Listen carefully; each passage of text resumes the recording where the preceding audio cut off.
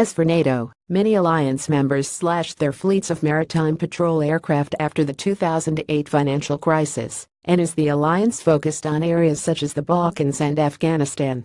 The remaining patrol planes have been diverted to other tasks such as ocean surveillance for terrorist or refugee vessels.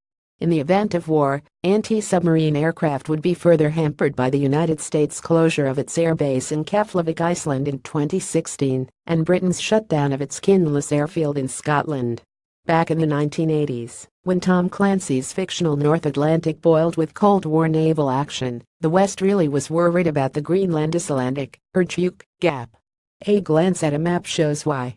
The Juke Gap is one of the most crucial maritime choke points on the globe. It's the gateway for ships in European waters to enter the Atlantic. During World War II, German U-boats passed through the gap on their way to attack Atlantic and North American shipping lanes. During the Cold War, Soviet subs would have had to transit the choke point to do the same. In both conflicts, the West invested great effort to sealing off the gap with anti-submarine patrol ships and aircraft, and even underwater microphones like SOSUS. Recommended America can't shoot down a North Korean nuke. The Juke Gap is busier than ever with commercial shipping, as well as oil and gas rigs and fishing vessels. But since the fall of the Soviet Union, the gap has faded into a strategic anachronism, while attention has shifted to the Pacific.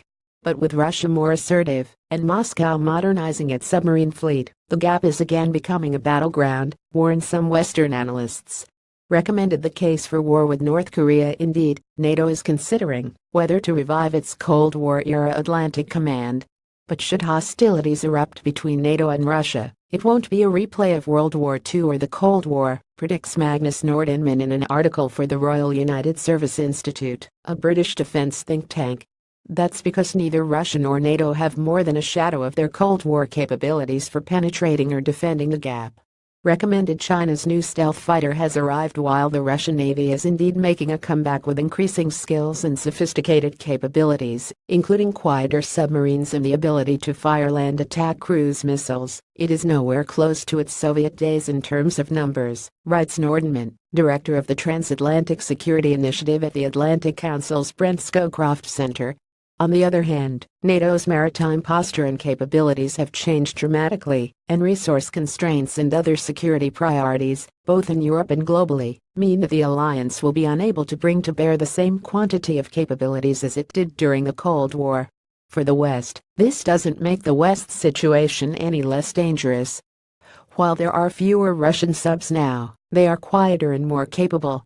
NATO and the US will not be able to rely on the tactics, procedures, and technologies such as passive sensor arrays developed and refined during the Cold War, Nordinman writes. Russia's northern fleet is especially formidable. Compared to the Baltic and Black Sea fleets, the Northern Fleet has far more capability, and, given the geography of the High North and the small presence of other forces there, has a much easier task in gaining access to the global maritime commons, Nordinman writes. In short, the High North offers Russia the maritime path of least resistance to access the global maritime domain through the Atlantic. In addition, the Juke Gap is vulnerable to long-range, land-based Russian anti-ship and anti-aircraft missiles on the Kola Peninsula can reach past Norway and into the North Atlantic, according to Nordinman. As for NATO, many alliance members slashed their fleets of maritime patrol aircraft after the 2008 financial crisis, and as the alliance focused on areas such as the Balkans and Afghanistan. The remaining patrol planes have been diverted to other tasks such as ocean surveillance for terrorist or refugee vessels. In the event of war, anti-submarine aircraft would be further hampered by the United States' closure of its airbase in Keflavik, Iceland in 2016, and Britain's shutdown of its Kinloss airfield in Scotland. The situation now sounds reminiscent of 1942-43, when Allied patrol aircraft lacked the range to patrol the Juke area. The infamous Mid-Atlantic Gap became a happy hunting ground for U-boats.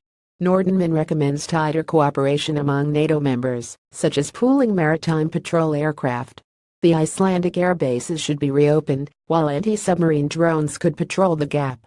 Pages